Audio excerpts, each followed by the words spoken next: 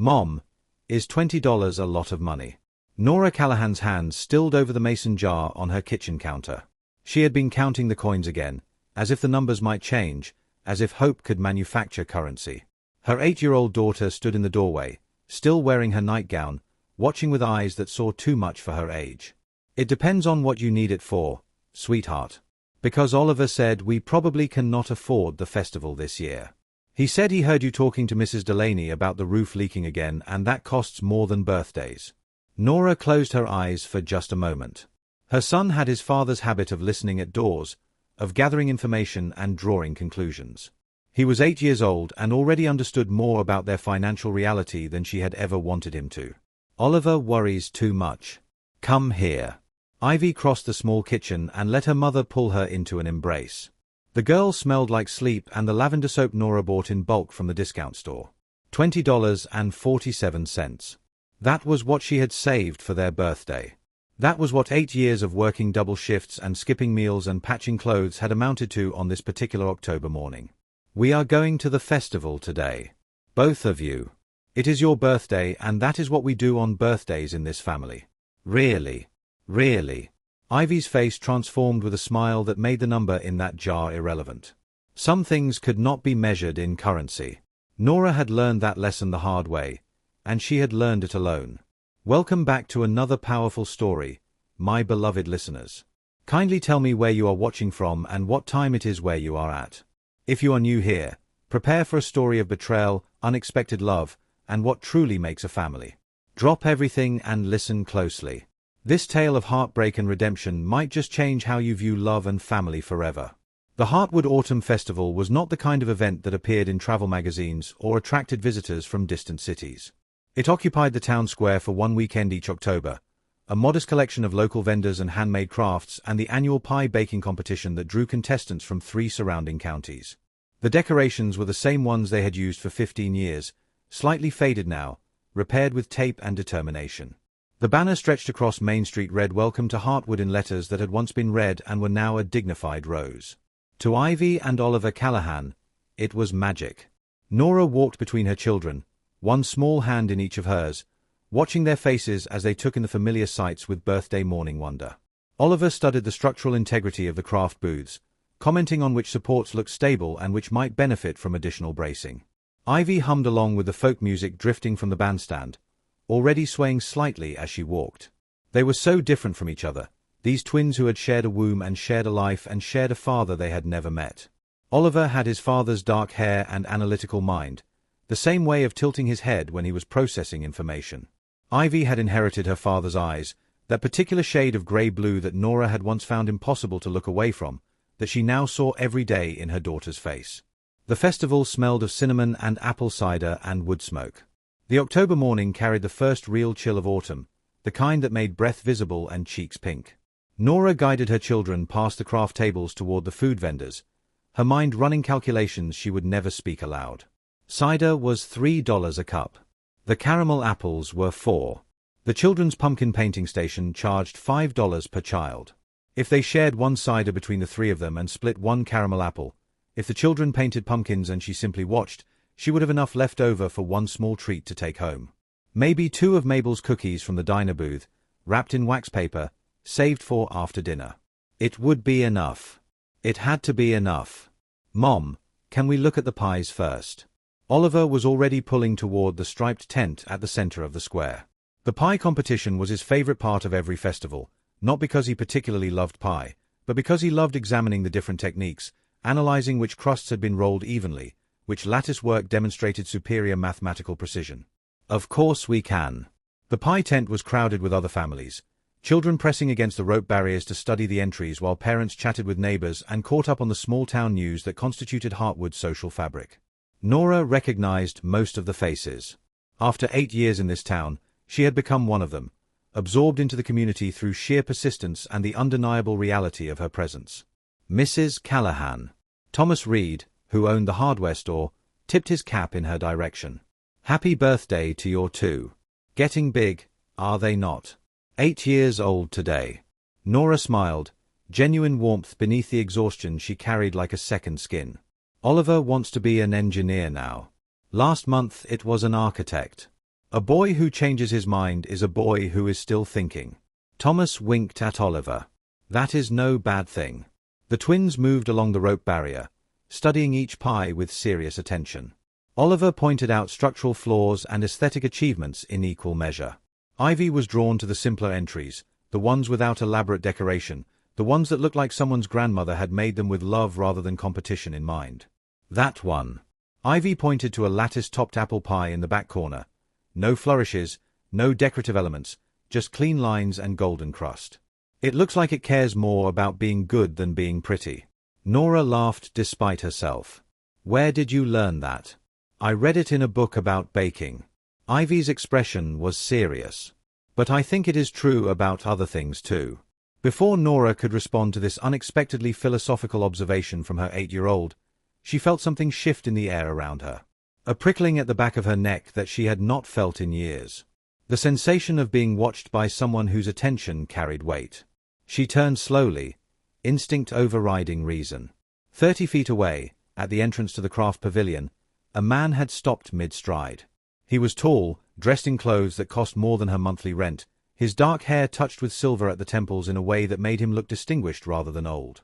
He was staring at her children with an expression she had never seen on another human face. Shock and recognition and something that looked almost like pain. Their eyes met across the crowded festival square. 8 years collapsed into a single moment of terrible clarity. Declan Prescott.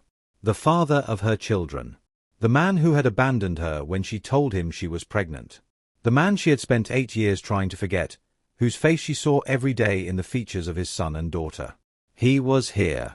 In Heartwood. At the festival. Looking at the twins as if he was seeing ghosts. Nora's heart slammed against her ribs.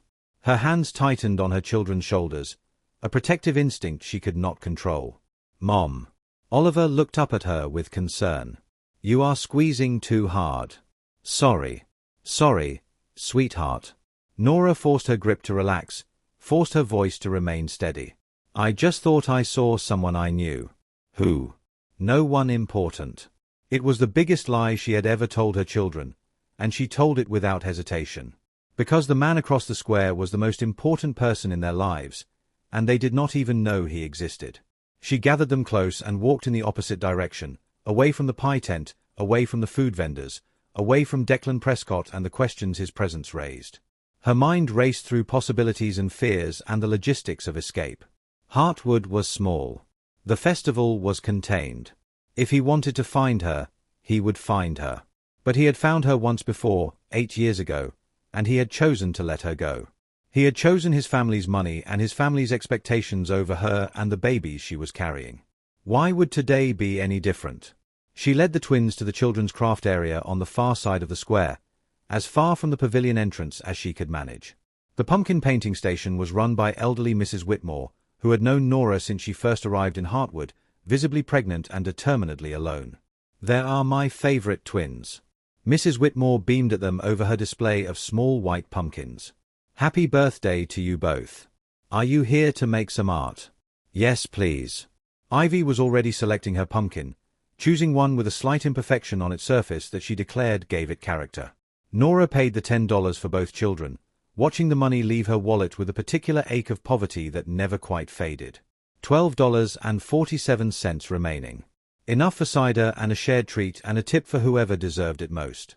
She positioned herself where she could watch both the children and the square behind her. Her eyes scanned the crowd continuously, searching for that tall figure, those expensive clothes, that face she had once loved and had taught herself to hate. There. Near the cider stand. He was watching her. Their eyes met again, and this time he started walking toward her. Nora's first instinct was to run. To gather her children and flee, to protect them from this man who had rejected them before they were born. But she was tired of running. She had been running for 8 years, and she was tired. She stood her ground and waited for him to reach her. He stopped a few feet away, close enough to speak but far enough to respect the boundary her posture established. Up close, she could see the changes 8 years had wrought. Lines around his eyes that had not been there before. A tension in his jaw that suggested he carried weight he could not set down. Grey at his temples that made him look like someone who had earned his years the hard way. Nora. Her name in his voice. She had not heard it in so long, and hearing it now sent a shock through her system that she refused to let show on her face. Mr. Prescott. The formality was deliberate. A wall constructed from 2 words. Those children. His voice was low, controlled, but she could hear something cracking beneath the surface. He was looking past her to where Ivy and Oliver sat painting their pumpkins, oblivious to the earthquake occurring 20 feet away. How old are they? They turn 8 today.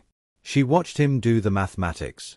Watched him count backward from 8 years to the months before, to the last time they had been together, to the pregnancy she had tried to tell him about, to the silence that had been his only response. They are mine. It was not a question. It could not be a question.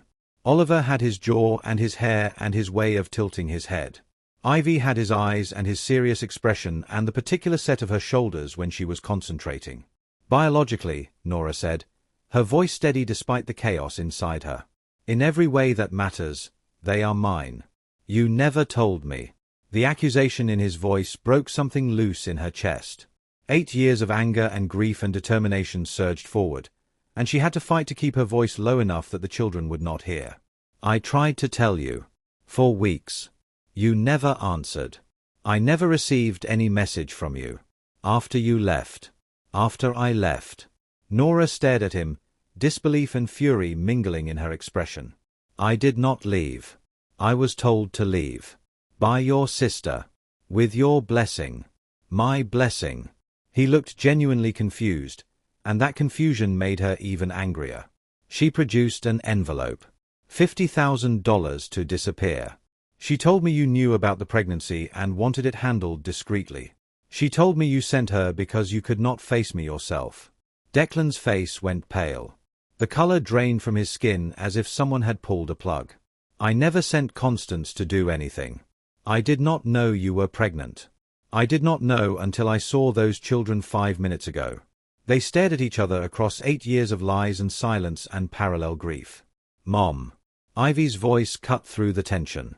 Mom, come look at my pumpkin. I painted an owl on it. Nora turned away from Declan without another word.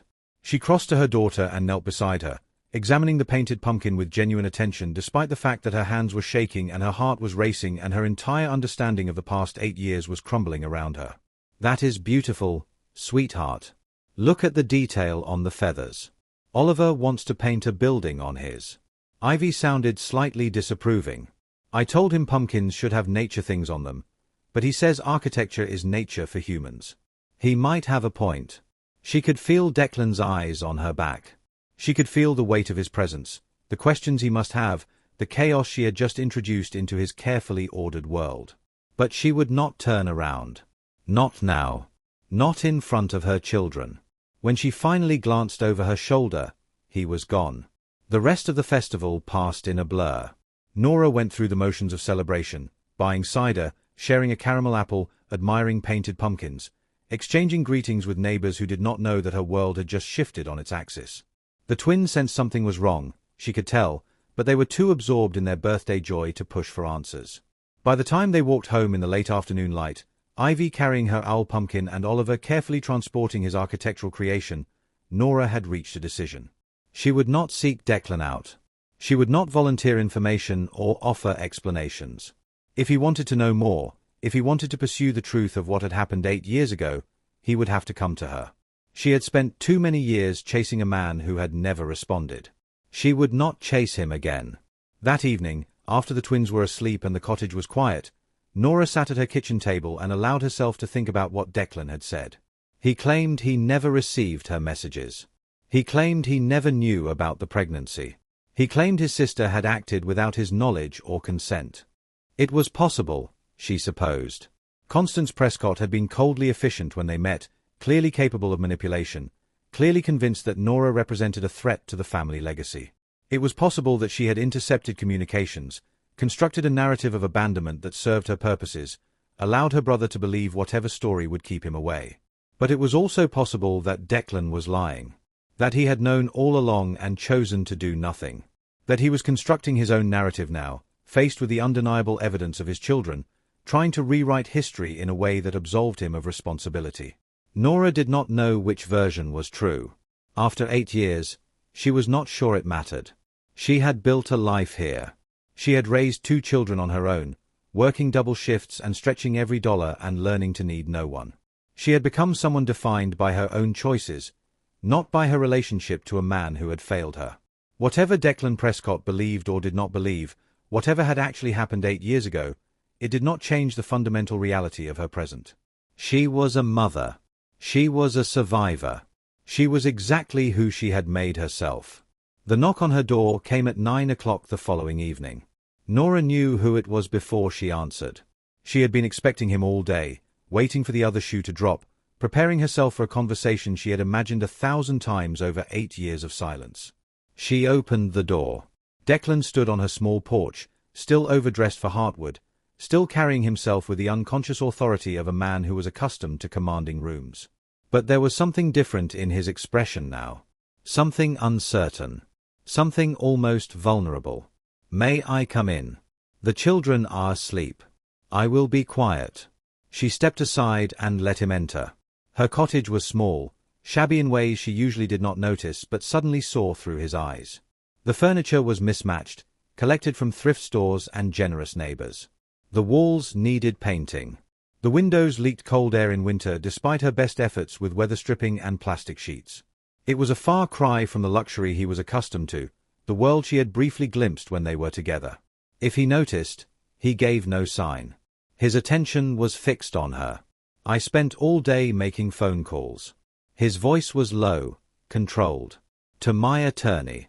To my head of security. To the people who would have records of what happened 8 years ago. And you tried to contact me. 17 phone calls in 2 weeks.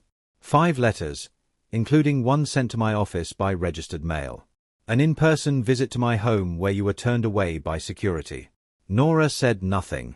She had lived those 2 weeks. She did not need him to recite them back to her. "I received none of it. Every call was intercepted before it reached me. Every letter was filed without my knowledge. The security visit was reported to my sister, not to me. Constance. Constance." His jaw tightened with something that looked like fury barely contained. "She told me you had taken $50,000 to disappear.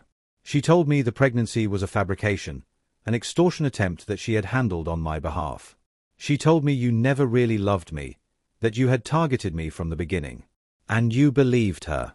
I had no reason not to." He met her eyes directly. "You were gone. Every trace of you had vanished. When I tried to find you, the investigators reported that you had left the state voluntarily with a substantial payment. I did not know they were working for my sister rather than for me." The silence stretched between them. Nora absorbed his words, tested them against her memories, tried to determine if they aligned with what she knew of the woman who had handed her that envelope 8 years ago. "Your sister told me you sent her. That you knew about the pregnancy and wanted it handled quietly. That you had chosen your family legacy over me." Declan closed his eyes. When he opened them again, they were bright with something that might have been tears in another man. "I would never have chosen that. If I had known, if I had received even one of your messages, I would have been there. I would have been part of their lives. You do not know that. I know myself. You knew yourself 8 years ago." Nora's voice was steady but hard. "The man you were then was not prepared for an unplanned pregnancy with a woman your family considered beneath you. Even if you had known, even if your sister had not interfered, can you honestly say you would have chosen us over everything your family expected of you?" He did not answer immediately. The honesty of his hesitation told her more than any quick reassurance would have. "I do not know," he finally admitted. "The man I was then was not the man I should have been." He ran a hand through his hair, a gesture of frustration she remembered from their time together. "But I am not that man anymore. 8 years of believing I was betrayed by the woman I loved, 8 years of wondering what I did wrong, 8 years of being unable to trust anyone enough to let them close. It changed me. It changed me too. Building a life alone. Raising 2 children without help or support or acknowledgement. Working double shifts while they were infants because I could not afford childcare and had to rely on the kindness of neighbors. Explaining to them why they did not have a father when every other child they knew did." She paused, gathering herself. "We were both hurt by your sister's lies. But I bore the weight of it alone, with 2 children depending on me. You bore it with your money and your company and your comfortable life. I know. His voice was quiet. I am not asking you to forgive me. I am not asking for anything except the chance to know them. To be part of their lives, if you will allow it. They do not know you exist. What have you told them about their father? That he could not be with us. That it was complicated. That they are loved and that is what matters. She looked at him directly. I never spoke ill of you to them. Even when I believed you had abandoned us, I did not want them to carry that weight. Something shifted in his expression. Gratitude, perhaps. Or wonder at her generosity. Thank you for that. I did not do it for you. I did it for them. Another silence. The cottage was quiet except for the October wind outside and the distant sound of one of the children shifting in their sleep. What do you want, Declan? Nora's voice was tired. What do you actually want from this situation? I want to know my children. I want to make up for 8 years of absence. I want to be their father, if they will have me. He met her eyes. And I want to understand what happened between us. How we were used against each other. I want the truth, all of it. The truth is that your sister destroyed both our lives. Nora's voice was flat. She stole 8 years from you and from them. She let me believe I was worthless enough to be dismissed with a check. She let you believe I was mercenary enough to accept it. I confronted her this morning. Nora had not expected that. What happened? She defended her actions. Said she was protecting the family, protecting me from a fortune hunter who would have derailed my future. She showed no remorse, even when I told her about the children. His expression hardened. I have removed her from all family trusts. Revoked her access to the company. Our relationship is over. That seems extreme. She stole my children from me. His voice cracked slightly on the word children. She let me believe the woman I loved had used me and abandoned me. She constructed an entire false reality and let me live in it for 8 years. There is no version of that which is forgivable. Nora studied him. The man before her was not the man she had known at 26. That Declan had been confident bordering on arrogant, assured of his place in the world, still learning how to carry the weight of his family's expectations. This Declan looked like someone who had been broken and rebuilt, someone who had learned humility through suffering rather than choice. I need time, she said finally, to think about what you have told me, to decide what to do next. Of course. The children cannot know. Not yet. Not until I understand what you actually want from them and whether you can be trusted to provide it. That is fair. She walked to the door and opened it, a clear signal that the conversation was over. I am staying at the Lakeside Inn. He paused on the threshold. I will not approach them without your permission. I will not interfere in your lives unless you invite me to. But I am not leaving, Nora. I am not going to walk away again. You never walked away the first time. Your sister made that choice for you. Maybe. But I should have looked harder. I should have questioned her story. I should have trusted what we had more than I trusted her. He looked at her with something she could not quite identify. I will not make that mistake again. He left. She watched him walk down the path to the road, watched the expensive car that was parked incongruously beside Mrs. Delaney's practical sedan, watched him drive away into the darkness. Then she closed the door and leaned against it, shaking. The following week was the strangest of Nora's life. Declan did not approach her. He did not appear at the diner where she worked evenings or the inn where she cleaned rooms twice a week. He did not knock on her door or attempt to contact the children's school or do any of the things she had braced herself to defend against. Instead, she saw him at a distance. At the grocery store, selecting items with the bewildered expression of a man who had never shopped for himself. At the hardware store, purchasing weather stripping and asking questions about home repair that made the clerks exchange amused glances. At the small park where the children sometimes played, sitting on a bench with a book, glancing up whenever a child's voice carried in his direction. He was not following her. He was immersing himself in her world. The townspeople noticed, of course. A billionaire in Hartwood was news. A billionaire who had taken up residence at the Lakeside Inn and showed no signs of leaving was a mystery worthy of extended speculation. Nora deflected questions with practiced skill. Yes, she knew who he was. No, she did not know why he was in town. Perhaps he was considering investment opportunities in the area. Perhaps he simply wanted a quiet retreat from his corporate responsibilities.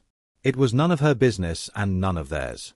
She did not tell anyone about the connection between Declan Prescott and her children.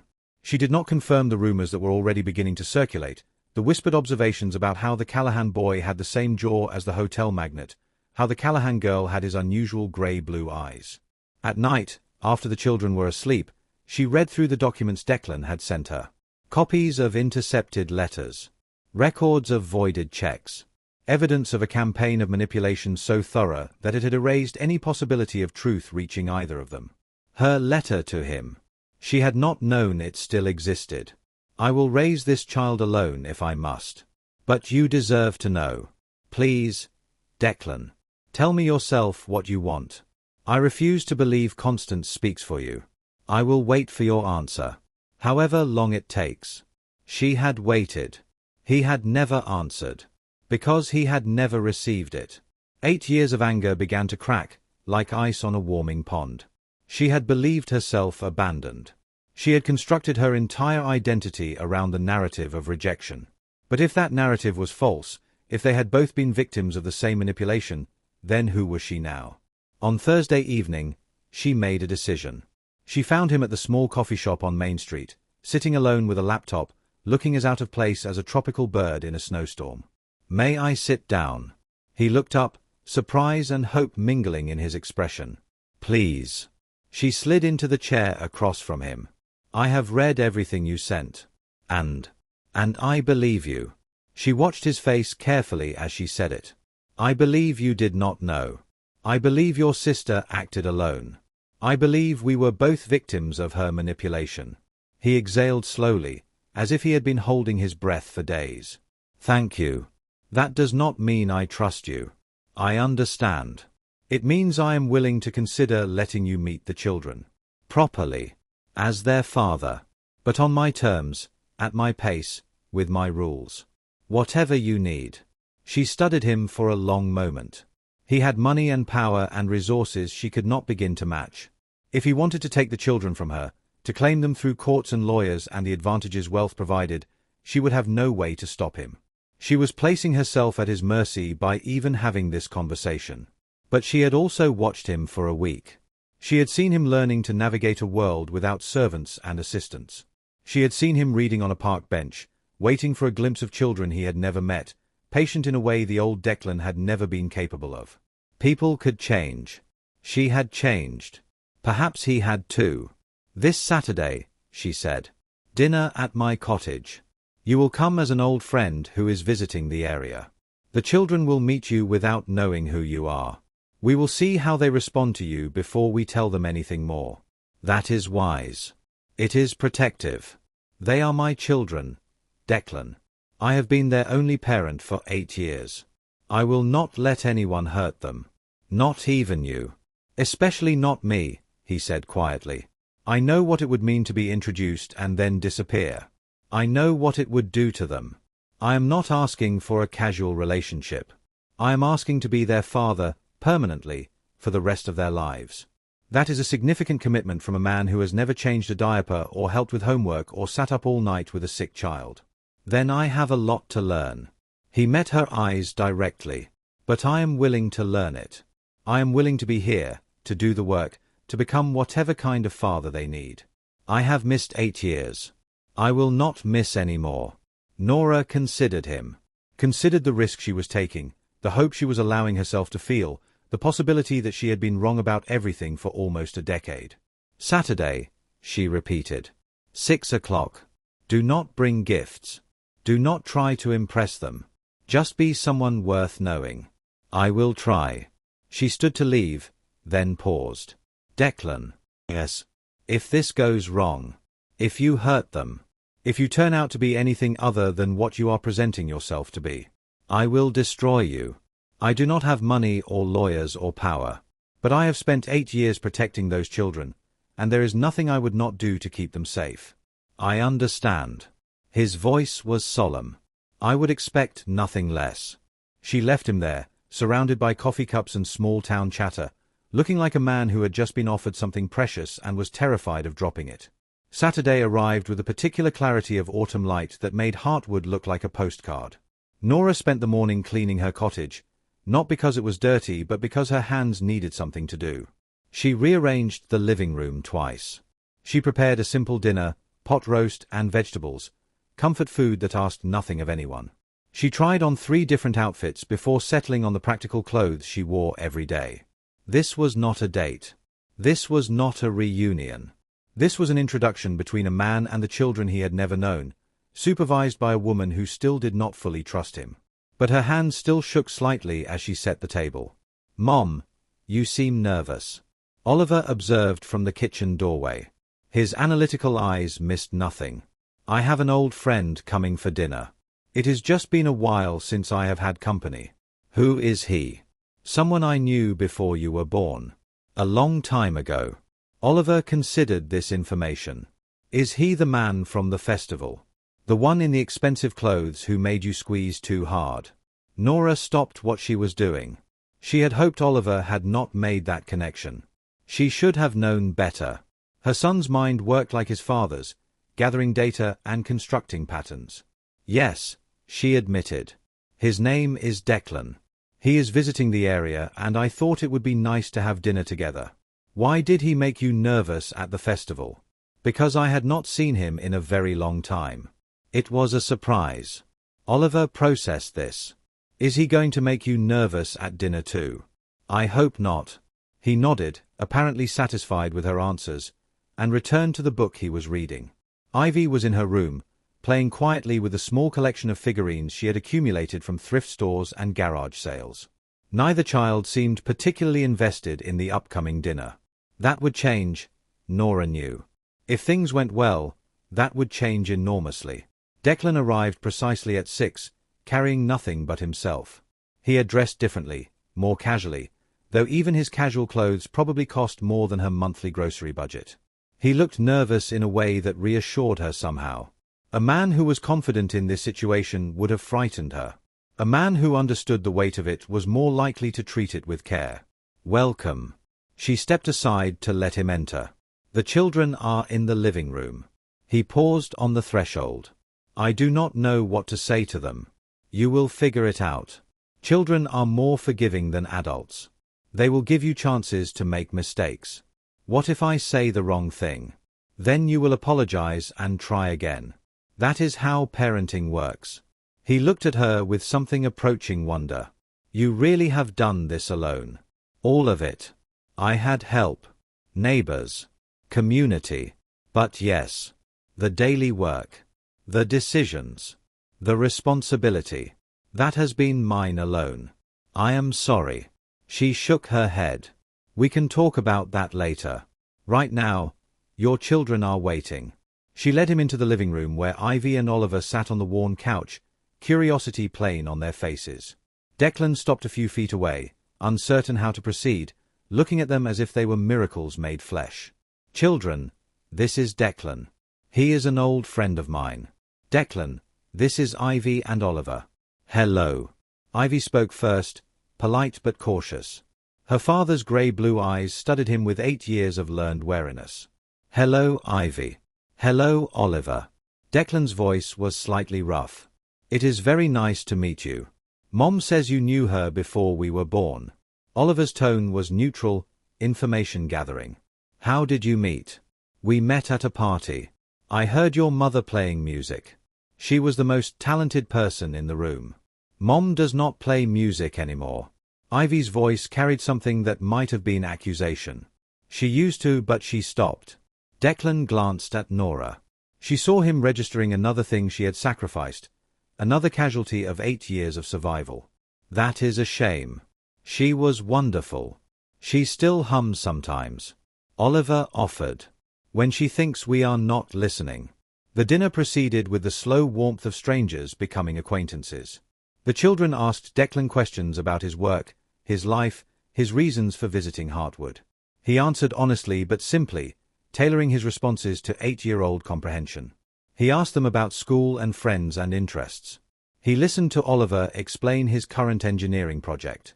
He complimented Ivy on the owl pumpkin, which still sat on the windowsill. Nora watched from across the table, cataloguing every interaction. She saw the moments when Declan said exactly the right thing, when his questions made the children feel seen and heard. She saw the moments when he stumbled, when his inexperience with children showed, when he looked to her for guidance. She saw her children slowly relaxing in his presence, their initial wariness giving way to something like comfortable interest. He was trying. That was undeniable. He was trying with the focus and intensity of a man who understood what was at stake.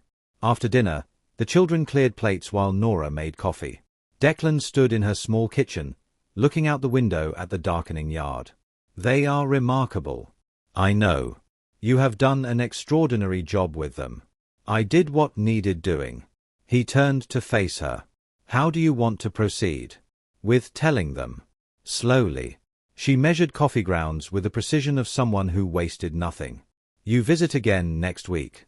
And the week after. You become a regular presence. Then, when they are comfortable with you, when they trust you, we tell them who you actually are. And in the meantime, you are my old friend who is in town for an extended visit. You are someone who is interested in knowing them. You are patient. I can do that. You will need to. Children cannot be rushed. They need time to form their own opinions, reach their own conclusions. If you push too hard, too fast, you will lose them. He nodded slowly. I understand. The children returned, dishes washed and dried with the efficiency of kids who had been doing chores since they were old enough to stand on step stools. Mr. Declan. Oliver's voice carried the formal politeness of a child addressing an adult. Would you like to see my engineering project? It is in my room. Declan looked at Nora, seeking permission. She nodded slightly. I would like that very much. She watched them go, her son leading the stranger down the narrow hallway to the bedroom he shared with his sister. Ivy remained in the kitchen, studying Nora with those observant eyes. He looks at you like he is sorry about something. Nora considered how to respond. We had a misunderstanding, a long time ago. Things happened that hurt both of us. He is sorry about his part in it. Are you sorry about yours? She paused, caught off guard by her daughter's perception. I am not sure I had a part in it. But I am sorry about what happened. About how things turned out. Do you like him? The question hung in the air between them. Do you like him? Such a simple question. Such a complicated answer. I used to, Nora admitted. A long time ago. I liked him very much. But not anymore. Now I do not know him well enough to say. Ivy considered this with the seriousness she brought to all important matters. I think he is trying very hard to be likable. That means he cares what we think. She tilted her head in a gesture that reminded Nora painfully of Declan. I think you should give him a chance. When did you become so wise? I read a lot of books. Nora pulled her daughter into a hug, breathing in the scent of her hair, grateful beyond words for these children who had given her life meaning and purpose through 8 years of solitary struggle. I will think about it, she promised. But for now, he is just a friend. That is all he can be. Okay. Ivy's agreement was easy, without the pushback an older child might have given. Can I show him my rock collection before he goes? I think he would like that. The visit ended at 9 o'clock, past the children's usual bedtime but worth the exception. Declan said goodbye at the door while Ivy and Oliver stood behind their mother, waving with genuine enthusiasm. Thank you for dinner. His eyes held hers for a moment, filled with things he could not say in front of the children. It meant more than you know. You are welcome to come again. Next Saturday. I will be here. She closed the door behind him and turned to find both children watching her with identical expressions of curiosity. Bedtime, she announced. School tomorrow. She supervised teeth brushing and pajama changing and the settling into beds that should have been replaced years ago but still served their purpose. She read a chapter from their current book. She kissed foreheads and straightened blankets and stood in the doorway listening to their breathing slow toward sleep. Mom. Oliver's voice was drowsy but determined to deliver one last observation before unconsciousness claimed him. Mr. Declan looks like me. Same hair. Same chin. I noticed at dinner. Nora's heart stuttered. Did you? Is that why he knew you? Because we look related. She could lie. She could deflect. She could buy more time with careful misdirection. But her children deserved better than that, deserved the truth even if it had to be delivered gradually. Sometimes people who care about each other notice similarities, she said carefully. It does not always mean they are related. But sometimes it does. Sometimes it does. Go to sleep now. We can talk more later.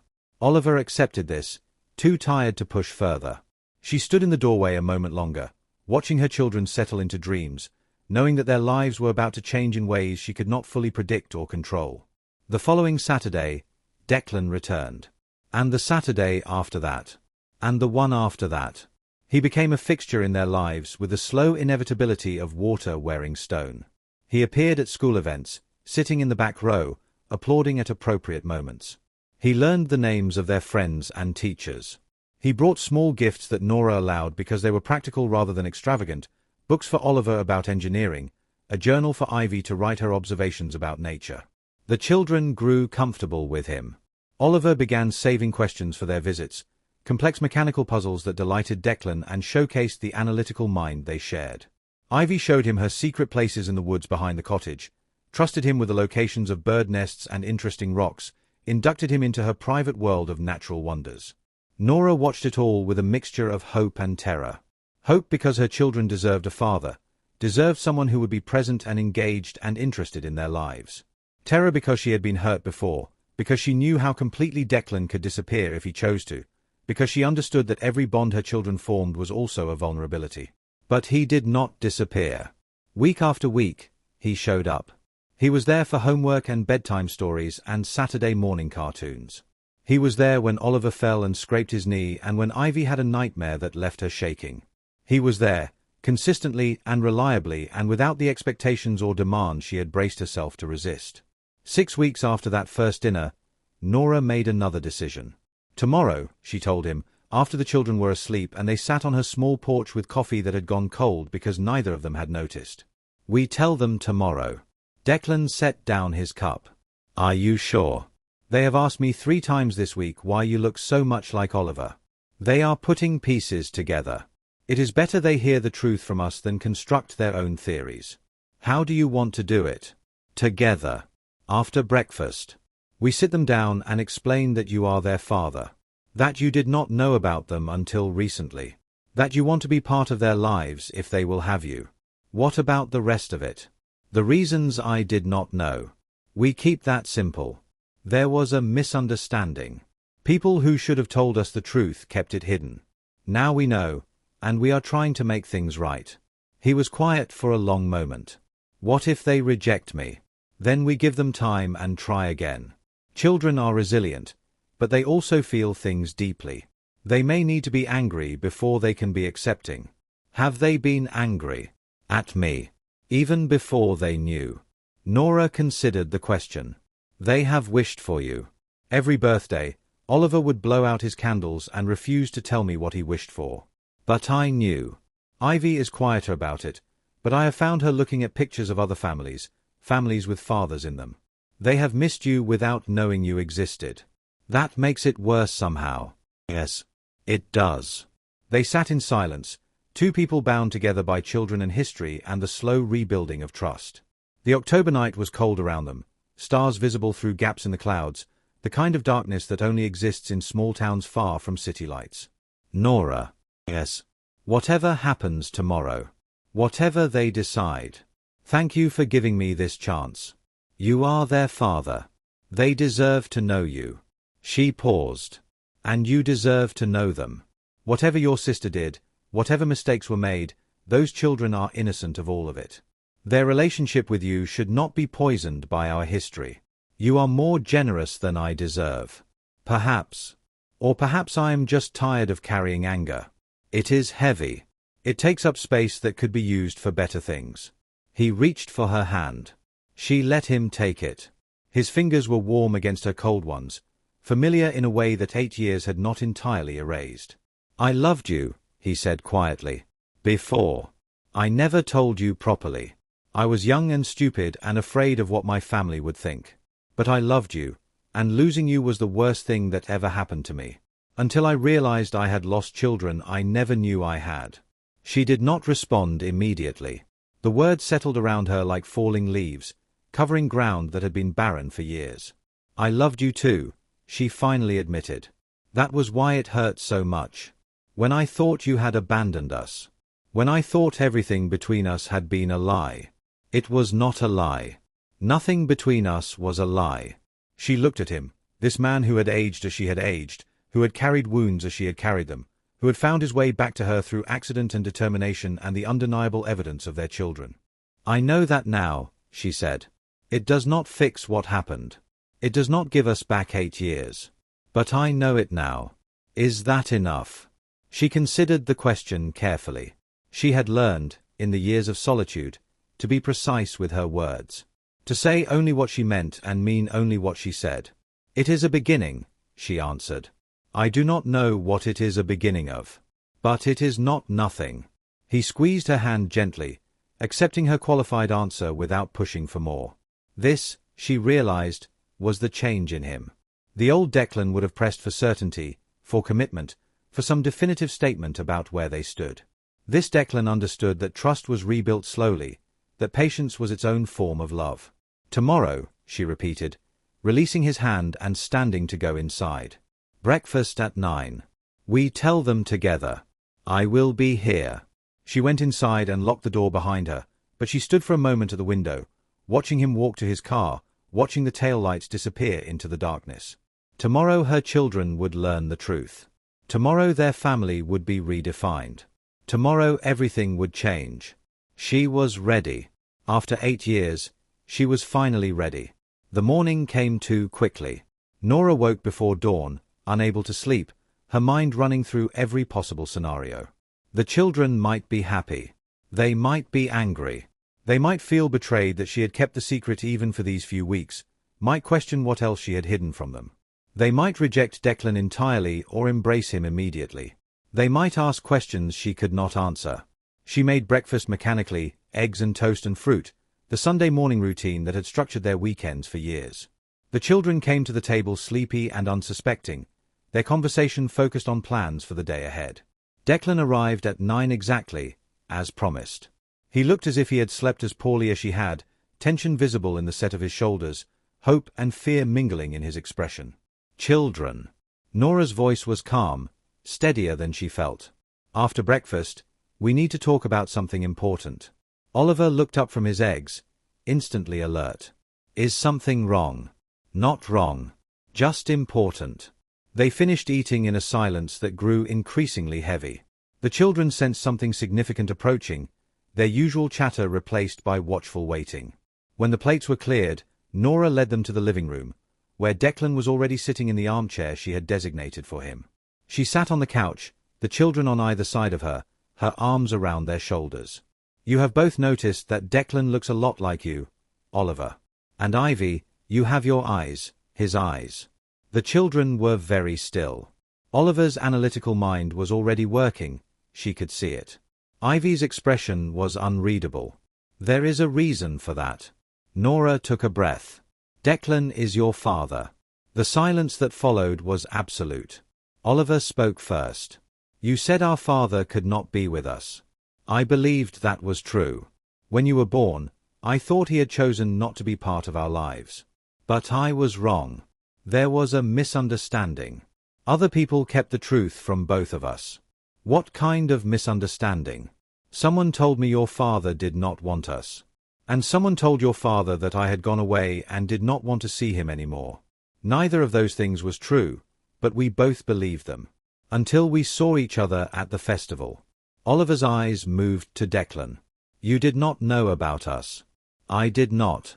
Declan's voice was rough with emotion. If I had known, I would have been here. I would have been part of your lives from the beginning. Missing these 8 years is the greatest regret of my life. Ivy spoke for the first time. If you are our father, why did you not find us? Why did you believe the lies? Because sometimes adults make mistakes. Because I trusted people I should not have trusted. Because I was not brave enough to look for the truth. Declan leaned forward, his hands clasped between his knees. There is no excuse for missing your childhood. There is only the reality of it, and my promise that I will not miss any more. The children exchanged a look that Nora could not interpret. Twin communication, the silent language they had developed in the womb and refined over 8 years of shared experience. Can we think about it? Oliver's voice was careful, mature beyond his years. This is a lot of information. I need time to process it. Of course you can. Ivy nodded agreement. I have questions. But I do not know what they are yet. You can ask anything, whenever you are ready.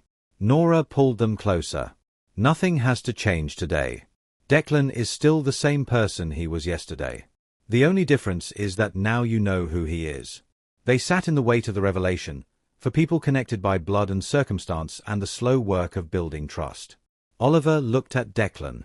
Can I still call you Declan? For now. Until I decide what else to call you. You can call me whatever you are comfortable with. For as long as you need. Ivy slid off the couch and crossed to where Declan sat today. She studied his face with the intensity she usually reserved for particularly interesting birds or rocks. Your eyes are exactly like mine. Yes, they are. She reached out and touched his hand, a gesture so small and so enormous that Nora felt tears prick at her eyes. I am glad you came back. Even if you did not mean to go away. Declan's composure cracked. His eyes filled with tears he did not bother to hide. I am glad too. More glad than you can possibly know. Oliver remained on the couch, watching this exchange with his characteristic analytical distance. But something shifted in his expression, some calculation completing, some conclusion reached. He stood and crossed to stand beside his sister. His hand found Declan's other hand. You missed a lot of birthdays, he said. You have a lot of catching up to do. I know. I intend to start immediately. The four of them stood there, connected by touch and history and the tentative beginnings of a family that should have existed from the start.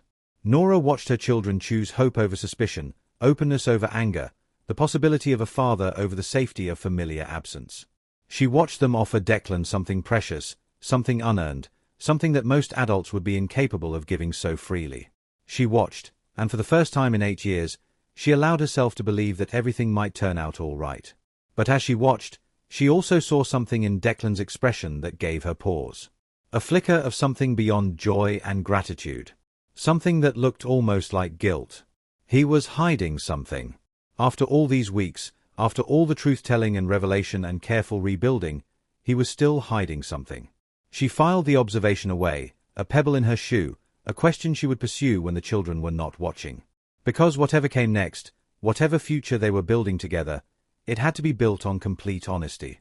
She had been lied to once. She had spent 8 years believing falsehoods.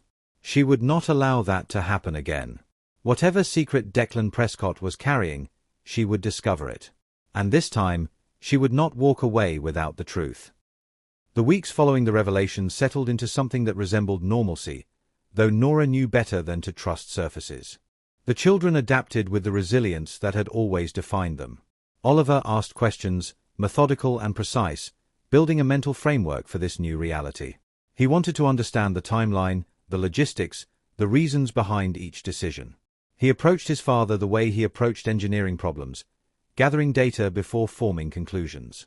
Ivy was different. She observed. She watched Declan with those grey-blue eyes they shared, cataloguing his behaviors, testing his consistency. She did not ask many questions, but the questions she did ask cut directly to the heart of things. Do you love our mother? The question came on a Thursday evening, 3 weeks after the truth had been spoken. Declan had stayed for dinner, as he often did now, and Nora was in the kitchen washing dishes while the children showed him their latest school projects. Nora's hands stilled in the soapy water. She had not meant to eavesdrop, but the cottage was small and sound travelled.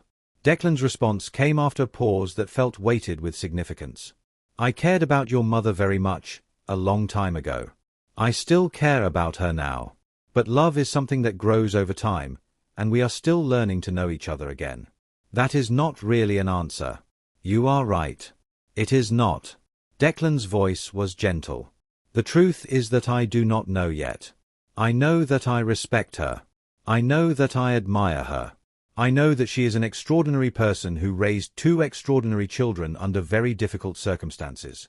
Whether that becomes love again is something only time will tell. Nora resumed washing dishes, her hands moving mechanically while her mind processed his words. It was an honest answer, more honest than she might have given in his place. The old Declan would have offered easy reassurances, would have said whatever the moment seemed to require.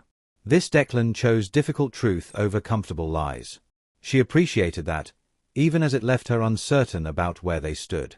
But the appreciation could not quite drown out the persistent awareness that something was wrong. She had noticed it first on the day of the revelation, that flicker of guilt beneath his joy. In the week since, she had caught other glimpses. Moments when his phone would buzz and his expression would tighten. Conversations he would step outside to take, returning with explanations that felt incomplete. He was keeping something from her. After everything they had been through, after all the promises of honesty and transparency, he was still keeping secrets. She waited. She watched. She gathered evidence the way Oliver gathered data, building a case before drawing conclusions. The confrontation came on a Sunday morning in late November. The children were at a birthday party for a classmate, giving Nora and Declan a rare afternoon alone. She had invited him for coffee, her tone casual, her intent anything but. They sat at her kitchen table, the same table where so many difficult conversations had already taken place. Autumn light streamed through windows that no longer leaked cold air, thanks to the weather stripping Declan had installed. The cottage felt warmer now, in more ways than one. "What are you not telling me?" The question landed between them like a stone in still water. Declan's coffee cup paused halfway to his lips. "I do not know what you mean." "Yes, you do." She kept her voice level, controlled. "You have been keeping something from me. I have watched you take phone calls you do not want me to hear. I have seen your expression change when certain messages arrive. You are hiding something, and I need to know what it is." He set down the cup. For a long moment, he simply looked at her, and she could see the calculation happening behind his eyes. The weighing of options. The consideration of how much to reveal. "It is nothing that affects the children." "That is not what I asked." He exhaled slowly. "You are right. I have been keeping something from you. I thought I was protecting you, but I see now that was not my decision to make." He reached into his jacket pocket and withdrew an envelope. He placed it on the table between them. "This arrived 3 weeks ago. From my sister's attorneys." Nora did not touch the envelope. "What does it say?" "Constance is threatening legal action. She claims that you engaged in fraud by concealing the children's existence from me, that you intentionally kept them hidden to protect yourself from child support obligations that would have revealed the deception." The words were so absurd that Nora almost laughed. "I concealed them from you. I spent 2 weeks trying to tell you they existed. I know that. You know that. But Constance is constructing a narrative that serves her purposes. She has hired investigators to build a case that you were the one who manipulated the situation, that you took the money she offered and then hid from me to avoid having to return it. But I never took the money. You have the records. The check was voided. Constance claims the records were falsified. That you received payment through other channels. That the voided check was merely a cover story." Nora stared at him. This woman who had already stolen 8 years from all of them. She was still trying to cause damage, still trying to poison what remained. "Why did you not tell me?" "Because I have been handling it." Declan's voice carried a note of frustration, whether at Constance or at himself, she could not tell. "My attorneys are countering every claim. We have documentation of her interference, records of the intercepted communications, proof of her deception. Her case has no merit and it will be dismissed." "That is not the point." Nora's voice rose slightly before she controlled it. "The point is that you did not tell me. The point is that you made a decision to keep me in the dark, to handle my problems without my input or consent. The point is that after everything we have been through, you still thought it was appropriate to hide things from me. I was trying to protect you. I do not need your protection. I need your honesty." She stood, needing distance, needing to move. "I have spent 8 years managing crises alone. I have faced landlords and bill collectors and medical emergencies and school difficulties without anyone to share the burden. I am not fragile, Declan. I am not someone who needs to be shielded from difficult realities. I know that. I know you are strong. Then why did you treat me like I am not?" He did not answer immediately. She watched him struggle with the question, watched him examine his own motivations with a kind of honesty she was beginning to recognize as characteristic of this new version of him. Because it was easier, he finally admitted. Because telling you would have meant watching you worry. Because I wanted to solve the problem and present you with the solution, not burden you with another source of stress. That is not partnership. That is paternalism. You are right. He met her eyes directly. I am sorry. I should have told you immediately. I should have trusted you to handle the information, to be part of the response. I fell into old patterns, the belief that I know best, the instinct to control situations rather than share them. It was wrong. The apology was genuine. She could hear it in his voice, see it in his posture. But genuineness did not erase the transgression. What else? She asked the question flatly. What else have you not told me? He hesitated, and in that hesitation, she had her answer. There was more. I have been making arrangements. Financial arrangements. He spoke slowly, choosing each word carefully. I set up education trusts for the children. I established a fund that would cover your mortgage if anything happened to me. I spoke to my attorneys about ensuring that Constance could never make any claim on them or on you. Without telling me. Without telling you. Nora closed her eyes. She had suspected something like this. The new weather stripping. The repairs to her car that the mechanic had insisted were covered under a warranty she did not remember purchasing. The scholarship that had appeared for the children's after-school program, anonymously funded. I asked you not to give us money. This is not about money. It is about security. About making sure that if anything happened, you and the children would be protected. And you did not think I should be consulted about these protections. He was silent. I have managed without your protection for 8 years, Declan.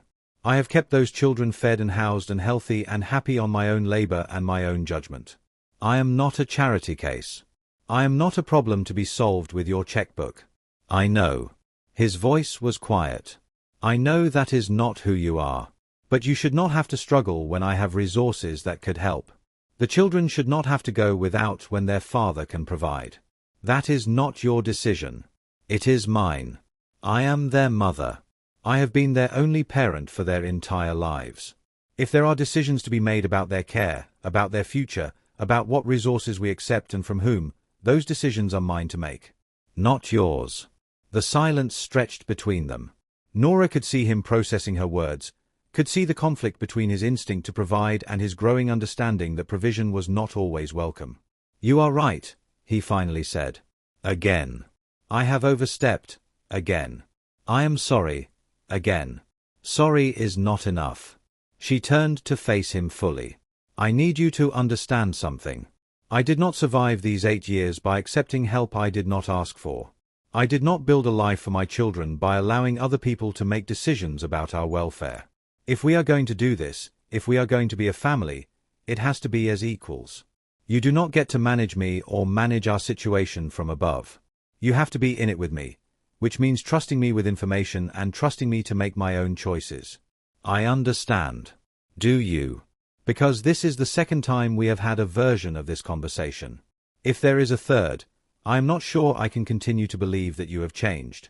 The words landed hard. She watched them register, watched him absorb the ultimatum beneath them. There will not be a third time. His voice was steady, certain. I will tell you everything. Constance's threats, the financial arrangements, anything that affects you or the children. Complete transparency, from this moment forward. And the trusts. The accounts.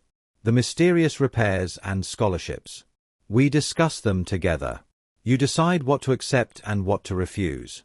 I provide options. You make choices. She studied him for a long moment. He met her gaze without flinching. Show me the letter from Constance. He pushed the envelope toward her. She opened it and read the contents, her expression hardening with each paragraph.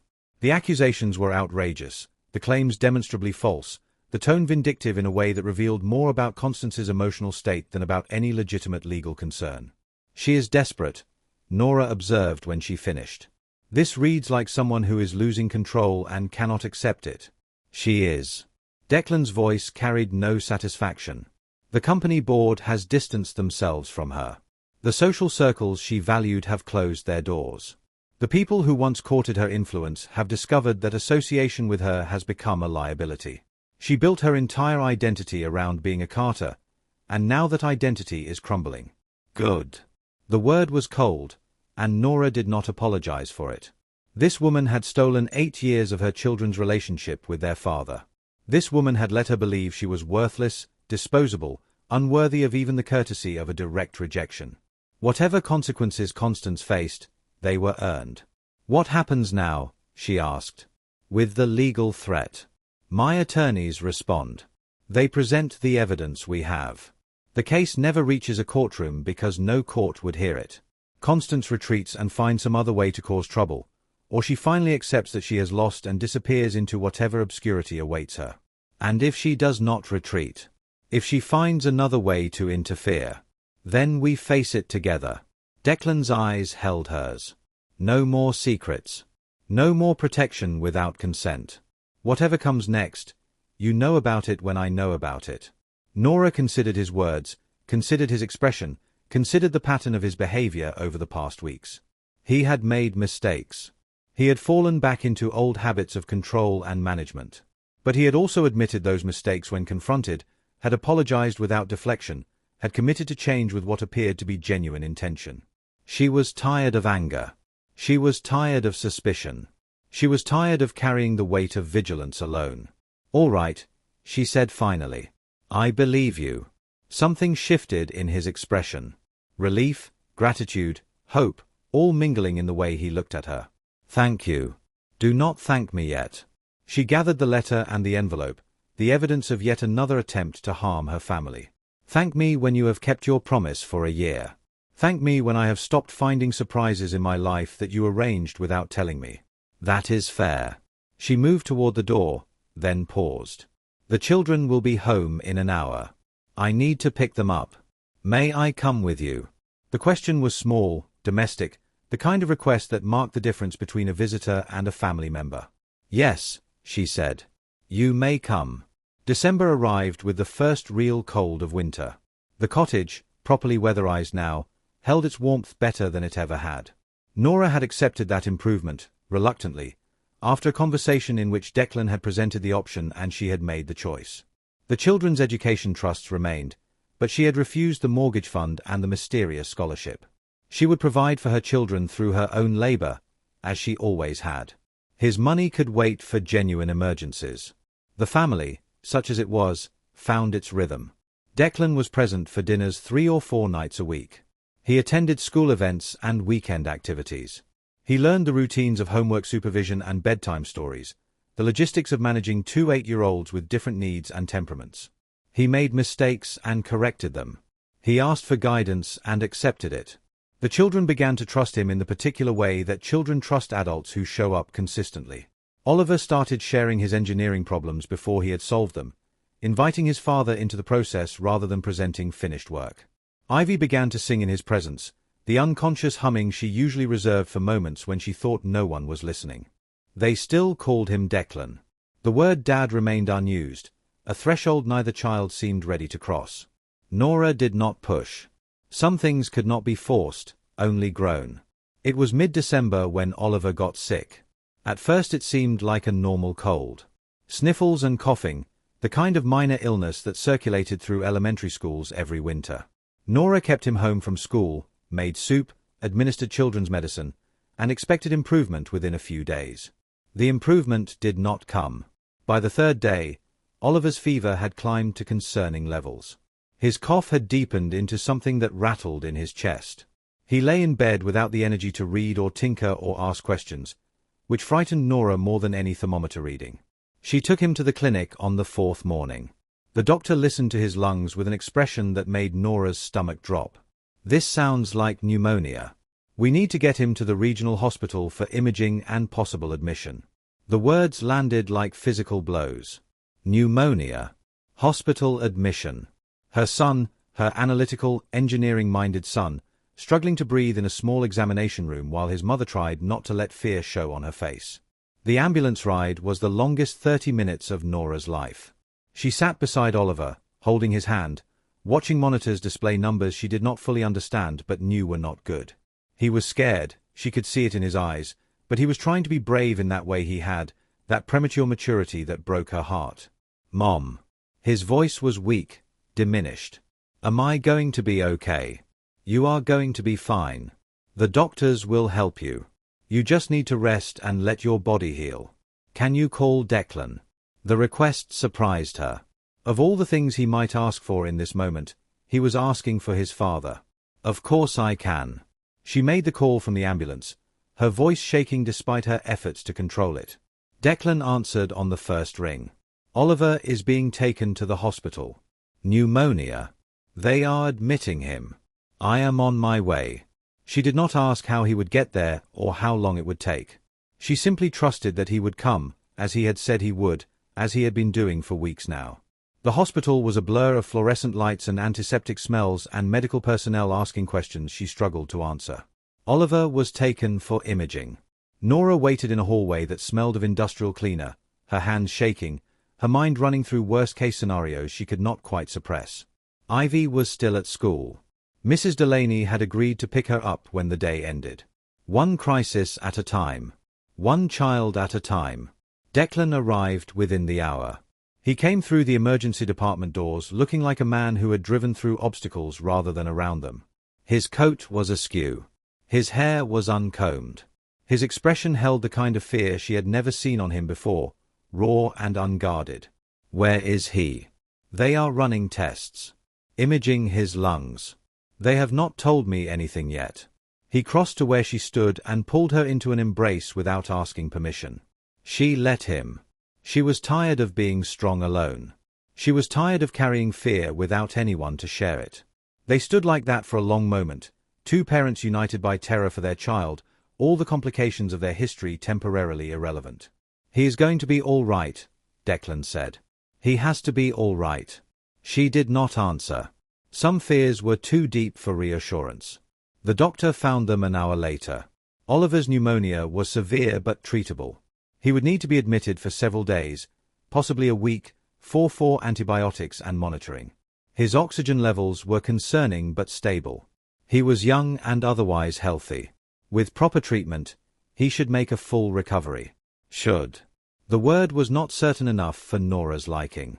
But it was better than the alternatives she had been imagining. "Can I see him?" "He is being settled in a room now. You can go up in a few minutes." The pediatric ward was quieter than the emergency department, painted in cheerful colors that felt incongruous against the reality of sick children behind closed doors. Oliver's room was small but private, something Nora suspected Declan had arranged in the brief moments when she was not watching. She did not object. Some resources were appropriate to accept. Oliver looked small in the hospital bed, surrounded by monitors and 4 lines and medical equipment that dwarfed his 8-year-old frame. But his eyes were open, and when he saw his mother, something in his expression eased. "Mom, I am here." She crossed to his bedside and took his hand, careful of the 4. "I am not going anywhere." "Declan." Oliver's eyes moved past her to where Declan stood in the doorway, uncertain whether to enter. "You came."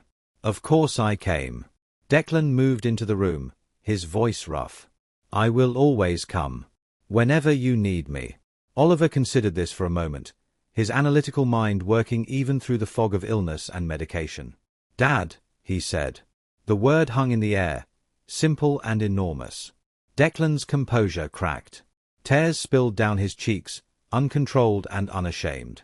"Yes." His voice was barely a whisper. "Yes, I am your dad." "Good." Oliver's eyes were closing, exhaustion pulling him towards sleep. "I wanted to try calling you that. To see how it felt. How does it feel?" "Right." Oliver's answer came on the edge of consciousness. "It feels right." He slept. Declan stood frozen, tears still streaming, looking at his son as if seeing him for the first time. Nora watched them both, her heart full of so many emotions she could not have named them all. Love for her son. Gratitude that Declan was here. Grief for the 8 years when this word could have been spoken but was not. Hope that they had finally, truly, become a family. The next 3 days were the longest of Nora's life. She and Declan took shifts at Oliver's bedside, one of them always present while the other handled logistics. Ivy came to visit after school, frightened by her brother's pallor but trying to be brave. Mrs. Delaney helped with meals and transportation. The community of Heartwood, small and close-knit, rallied around them with casseroles and offers of assistance and the quiet support that small towns provide in times of crisis. Oliver improved slowly. His fever broke on the second day. His oxygen levels stabilized on the third. The doctors began talking about discharge by the end of the week, with follow-up care and oral antibiotics and rest. Through it all, Nora and Declan worked together. They did not discuss their relationship or their history or the complicated future they were building. They simply focused on their son, making decisions together, supporting each other through the exhaustion and fear, operating as the partners they had never quite managed to be before. On the fourth day, when Oliver was well enough to sit up and complain about hospital food, Ivy asked the question that Nora had been expecting. Is Declan going to be our dad forever now? They were in the hospital room, Oliver propped up with pillows, Ivy curled in the chair beside his bed, Declan standing by the window looking out at the grey December sky. The question made everyone freeze. What do you mean, sweetheart? Nora asked carefully. Oliver called him Dad. And Declan cried. And you hugged each other in the waiting room when you thought we were not looking. She paused, her grey-blue eyes moving between the adults. Does that mean we are a real family now? Nora looked at Declan. He looked back at her. The question hung between them, requiring an answer that neither of them had fully articulated even to themselves. We are working on it, Nora said finally. Becoming a family takes time. Declan missed a lot of years with you, and we are all still getting to know each other. But we are trying. That is not really an answer, Ivy observed, echoing her own words from weeks ago. You are right. It is not. Nora smiled despite herself. But it is the truth. Some questions do not have simple answers. We have to figure them out as we go. Ivy considered this. I think you should marry him. The statement landed like a thunderclap. Oliver laughed, then coughed, then laughed again. Declan's expression shifted through surprise, hope, and uncertainty in rapid succession. That is a big suggestion, Nora said, trying to maintain composure. It is practical. Ivy's tone was matter-of-fact. If you are married, we are officially a family. Declan can live with us instead of at the inn. We would not have to coordinate schedules because everyone would be in the same house. It is more efficient. Marriage is about more than efficiency, sweetheart. I know. Ivy's expression was serious. It is also about love. And I think you love each other. You just have not said it yet. The room was very quiet. Nora could feel Declan's eyes on her, could feel the weight of her daughter's observation, could feel her son watching from his hospital bed with the keen interest of someone who had discovered an unexpectedly fascinating experiment. This is not a conversation for a hospital room, she said finally. This is a conversation for later. When Oliver is better. When we have had time to think. Okay. Ivy accepted the deflection with grace. But you should think about it. I think it would be good. The crisis passed. Oliver was discharged on the 6th day with strict instructions for rest and follow-up care. Declan drove them home, his expensive car loaded with medical supplies and get-well cards from classmates and the accumulated detritus of a hospital stay. The cottage felt smaller after the hospital, but also warmer. Nora settled Oliver into his bed, piled with blankets and books and the particular pillow he preferred. Ivy took up residence in the chair beside him, reading aloud from their current book while her brother drifted in and out of sleep. Declan stood in the doorway, watching them. Thank you, Nora said quietly, coming to stand beside him. For being here. For all of it. I told you I would be. Whenever you needed me. I know. But saying it and doing it are different things. You did it. That matters. He did not respond immediately. When he spoke, his voice was low enough that only she could hear. Ivy is not wrong. About what she said in the hospital. Nora felt her heart rate increase. About marriage. About love. He turned to face her. I know we said we would take time. Figure things out. See what developed. But sitting in that hospital, watching our son fight to breathe, I realized something. I do not want to take time. I do not want to figure things out. I already know. Declan. I love you. He said the word simply, without drama. I loved you 8 years ago, and I love you now, and whatever happens next, that is not going to change. I am not asking you to say it back. I am not asking for anything. I just wanted you to know." She looked at him, this man who had been absent and present, stranger and partner, source of pain and source of support. He had made mistakes. He had kept secrets. He had fallen into old patterns and climbed out of them. He was not perfect. But he was here. He had shown up, consistently and reliably, in the ways that mattered. He had become a father to their children and a partner to her. He had changed in ways she had not believed possible. "I do not know if I love you yet," she said honestly. "I know I care about you. I know I respect you. I know I want you in our lives. That is enough for now. But I am open to the possibility." She met his eyes. "I am not closed off anymore. I am not protecting myself from the chance of something more. If it grows, I will let it." He reached for her hand. She let him take it. In the bedroom behind them, Ivy had stopped reading aloud. Both children were watching their parents through the open doorway, identical expressions of satisfaction on their faces. "Does this mean we can start planning the wedding?" Ivy called. "This means you can focus on your brother's recovery," Nora responded, but she was smiling. "Everything else can wait." "I'm going to make a list," Ivy announced, "of all the things we need for a wedding. Oliver can help me calculate the budget." "I am sick," Oliver protested weakly. "I am supposed to be resting." "Your brain is not sick. And you love budgets." She had a point, and Oliver did not argue further. Nora and Declan stood in the doorway, hands intertwined, watching their children bicker affectionately over hypothetical wedding logistics. The moment was small, domestic, unremarkable. It was everything. Winter gave way to spring, and spring to summer. The family that had begun as a chance encounter at an autumn festival grew into something solid and real. Declan rented a house in Hartwood, close enough to the cottage for daily visits but separate enough to respect the pace Nora had insisted upon. He continued to be present for meals and homework and bedtime stories. He continued to show up. The children's relationship with him deepened.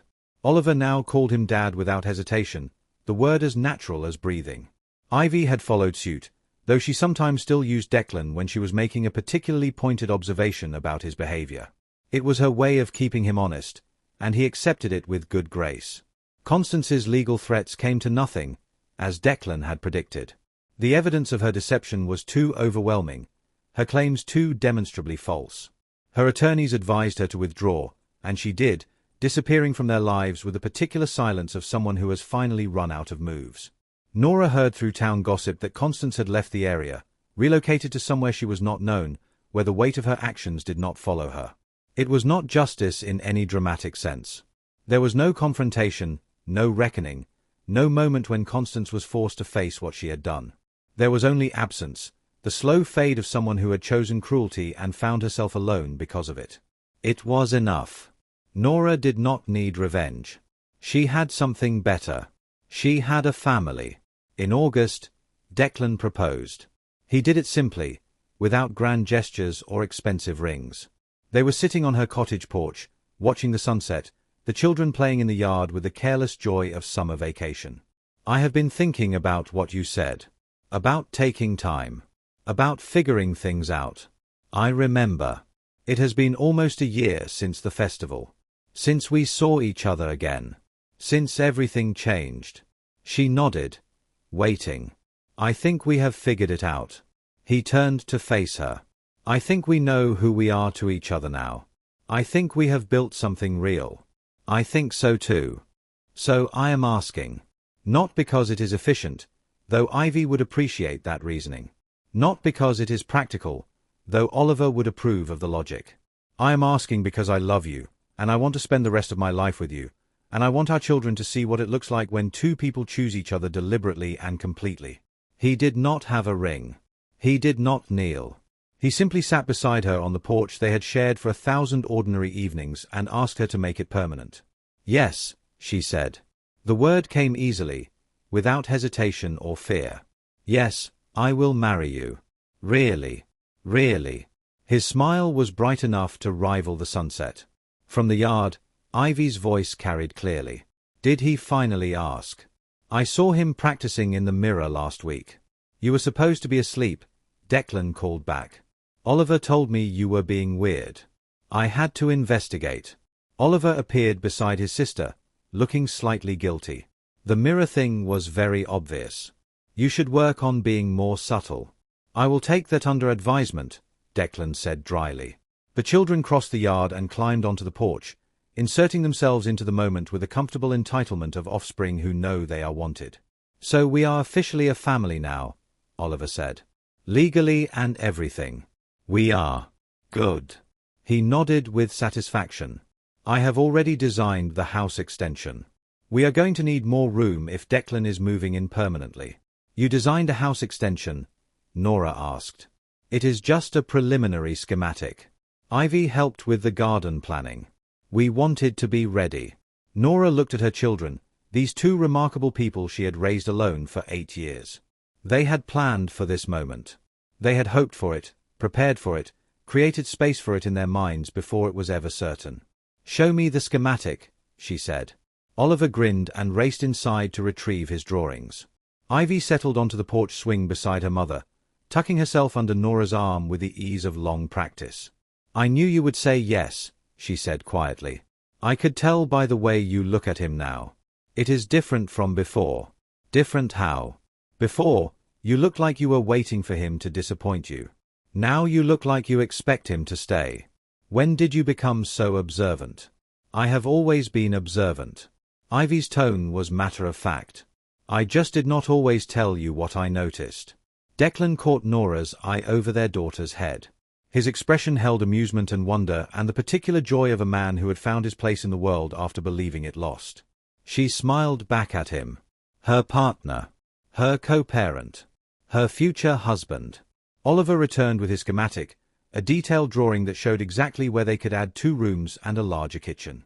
His explanation was thorough and enthusiastic, touching on load-bearing walls and natural light and the importance of maintaining the cottage's original character while expanding its functionality. Ivy interjected periodically with observations about garden placement and the optimal location for a reading nook. Declan asked questions that demonstrated genuine interest and respect for his children's expertise. Nora sat among them, surrounded by the family she had built from scratch and rebuilt from ashes, and felt something settle in her chest.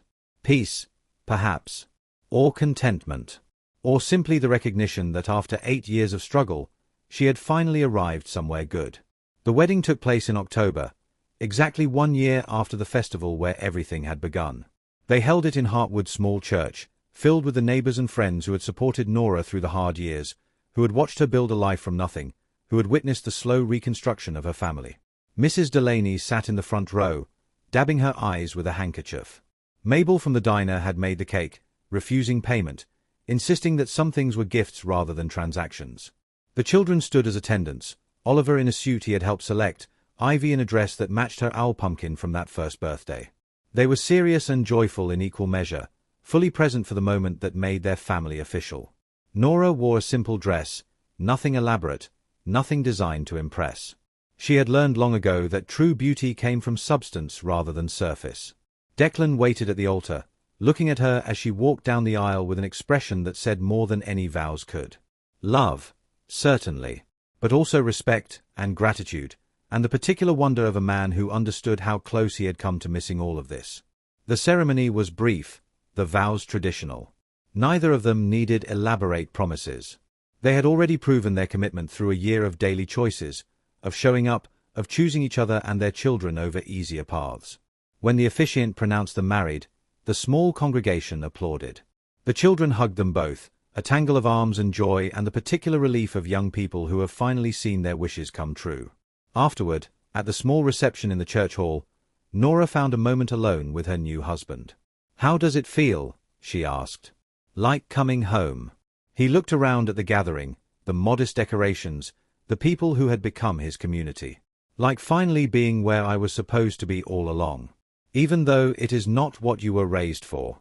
Even though it is far from the world you knew. That world was hollow. Wealth without purpose. Status without meaning. This," he gestured at the room, at their children chasing each other around the tables, at the neighbors refilling punch bowls and sharing laughter, "this is what I should have been building all along." Nora leaned into him, feeling the solid warmth of his presence, the reliability that a year of consistency had proven.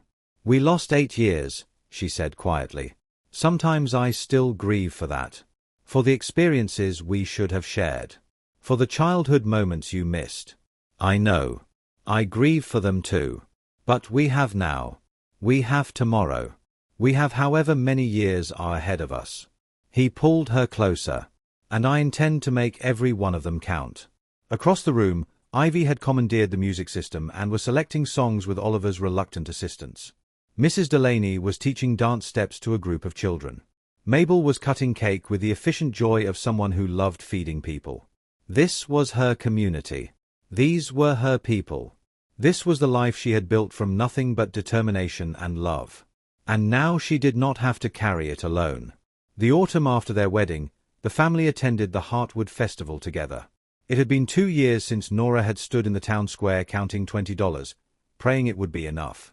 2 years since she had looked up and seen the father of her children for the first time since believing herself abandoned. Now they walked through the festival as a unit, the 4 of them, their hands intertwined, their paths interweaving with the ease of people who belonged together. The children were 9 now, taller than they had been, changed in the particular ways that children change between 1 year and the next. Oliver still analyzed everything, but his assessments now included room for wonder. Ivy still observed with those piercing grey-blue eyes, but her observations were increasingly leavened with joy.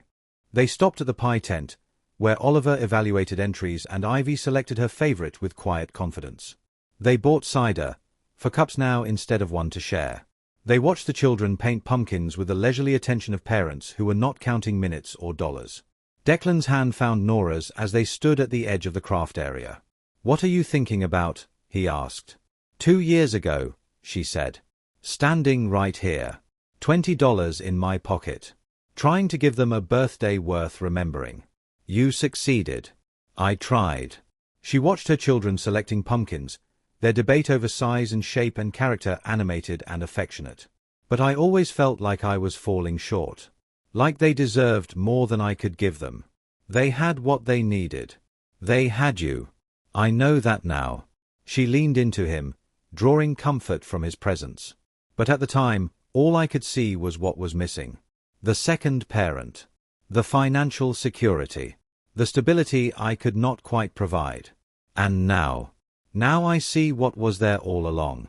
The love. The community.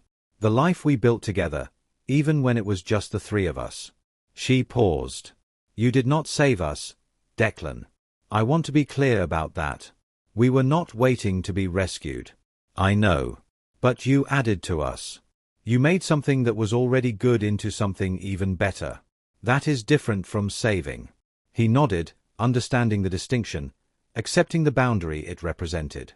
"What happened to us was not fair," Nora continued. "Your sister's interference, the years we lost, the struggle I faced alone. None of it was fair. But standing here now, looking at our children, looking at the life we have built together, I cannot regret it. No. Because all of it, the pain and the difficulty and the years of being alone, all of it made me who I am. Made them who they are. Made us capable of appreciating what we have now in ways we might not have if it had come easily." The children approached, pumpkins selected, ready for the next activity. "Can we do the hayride?" Ivy asked. "And then the caramel apples. And then maybe the corn maze if there is time." "We have all day," Declan told her. "We can do whatever you want." The 4 of them moved through the festival together, part of the crowd, unremarkable to anyone who did not know their story. Just another family enjoying an autumn afternoon. Just another set of parents watching their children discover joy in small things. But Nora knew the weight of what they carried. The history that had brought them here. The obstacles they had overcome. The choice they made every day to be present for each other, to show up, to build something lasting from the fragments of what might have been. At the end of the day, as they walked home through the golden autumn light, Oliver on Declan's shoulders and Ivy holding Nora's hand, she thought about what she would want others to know about their story. Not the drama of it. Not the wealth or the poverty, the secrets or the revelations. Those were just details, circumstances that shaped but did not define. What mattered was simpler. What mattered was this. That trust, once broken, could be rebuilt through consistent action. That family was a choice made daily, not a bond imposed by blood. That children deserved parents who showed up, who were present, who put in the work of loving them well. That forgiveness was not forgetting, but choosing to move forward without the weight of old anger. That something stolen could be reclaimed, if people were willing to do the work. That $20, spent with love, could create memories more valuable than any fortune. That the hardest seasons of life often prepared us for joys we could not have imagined. "Mom," Ivy said, interrupting her thoughts. "What are you thinking about? You have your serious face on." Nora smiled down at her daughter. "I'm thinking about how lucky I am. Because of us. Because of all of it. The life we have. The family we have built. The future we get to share." Ivy considered this with her characteristic seriousness. "I think we are lucky too." Yeah. Ivy squeezed her hand. "But I do not think it is luck, really. I think it is work. We all worked really hard to get here. That is different from luck." "You are absolutely right." Nora felt tears prick at her eyes, the good kind, the kind that came from overwhelming gratitude. "It is different from luck. It is better." They walked on, the four of them, as the sun set behind them and the first stars appeared in the darkening sky. A family built from loss and hope and the stubborn refusal to give up. A love reclaimed from the ashes of deception. A future that had seemed impossible, now as solid and real as the hands they held. Some stories end with grand gestures and dramatic revelations. This one ended with footsteps on a familiar road, with a child on a father's shoulders, with a mother's hand in her daughter's, with the quiet certainty of people who had found their way home. It was enough. It was more than enough. It was everything. And if you are listening to this story, wherever you are and whatever time it is, I hope you will remember what it teaches. That the people who seem to have the least often have the most. That the families we build are stronger than the circumstances that separate us. That patience and integrity and love, given freely without expectation of return, are always rewarded in the end. Not with wealth. Not with status. Not with the things the world tells us to value. But with something better. With connection. With belonging. With the knowledge that we are not alone. With home. Thank you for joining me for this story of a mother who had only $20, a father who had everything except what mattered, and the children who brought them back together. Until next time, this has been Tales of Desire with Mr. Walker. Take care of each other. And remember, the greatest gifts cannot be purchased. They can only be given.